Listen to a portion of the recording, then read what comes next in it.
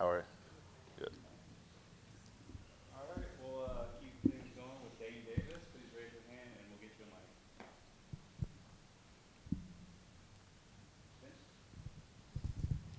A lot of discussion about the fronts that you guys were getting from Arkansas and how they were really changing things up, and even Sam Pittman thought that that was a big part of the game. Just how different or much of an adjustment was it for you to get what you saw from them and then try to adjust to that? Yeah, it wasn't anything we haven't blocked before. I think pre-snap movement was a big thing. Obviously look back at the penalties, pre-snap penalties, and just being able to adjust when we're out there, shifting from 4 down to 3 down or vice versa, just being able to go and block it. Like I said, nothing we haven't blocked before. Just have to clean it up and be ready for the same thing this week.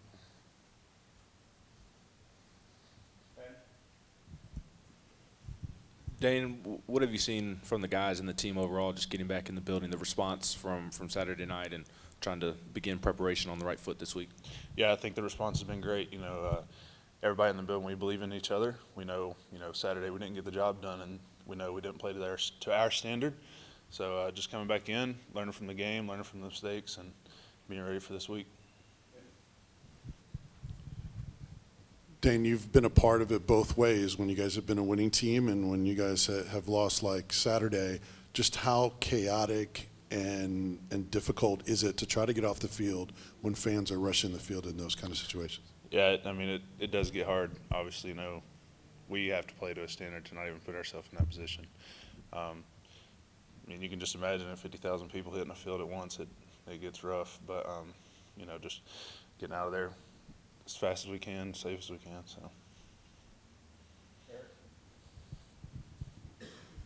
Dan, I know it's easy to say you got to flip the script, move on, and everything, but how difficult is that?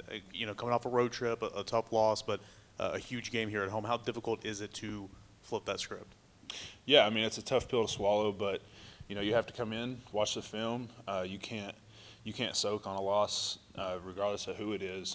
If you do that, it's going to carry into the next game, and that's the last thing you want. Obviously, you don't want the loss in the first place, but if you let it follow into the next week, it's just going to domino effect, for the weeks to come. And you got to come in, learn from the mistakes, drop it, and move on to the next one. Dane, obviously Saturday night didn't go the way Lance or John wanted it to. What's been your message to them, or you all as an offensive line group trying to pick them up and build on what they've got going forward? Yeah, just like the whole thing I've been talking about. Just all of us up front learning from mistakes, watching the film, knowing what we can get better at, and being proactive this week to get our bodies back right. Fix all of our mistakes. Just really harping on this week, taking another step in our preparation, and being ready for Florida this week.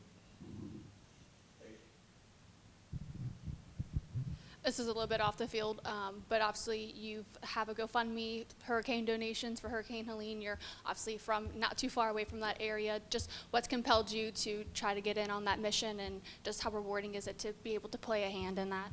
Yeah, so a little story I just want to say about that. Obviously, a lot came through my region back home. I was able to go yesterday back to Nava, Tennessee, just above Mountain City, which is probably a good 2 and 45 minutes. It's a good little drive. But we took about $4,500 worth of groceries and other items that was needed to Elizabeth and Parks and Rec. And then one of my best friends I fish with a lot in the off season, his family owns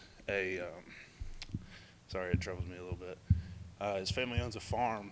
They've lost 4 houses on that farm that were swept away by what was about a 6-foot wide creek.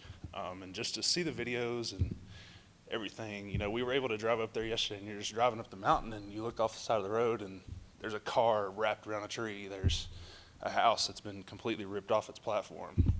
And there's a lot of people up there that need help.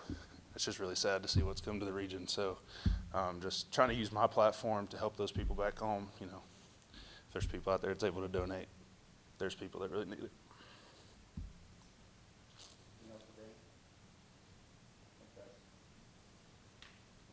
Appreciate y'all.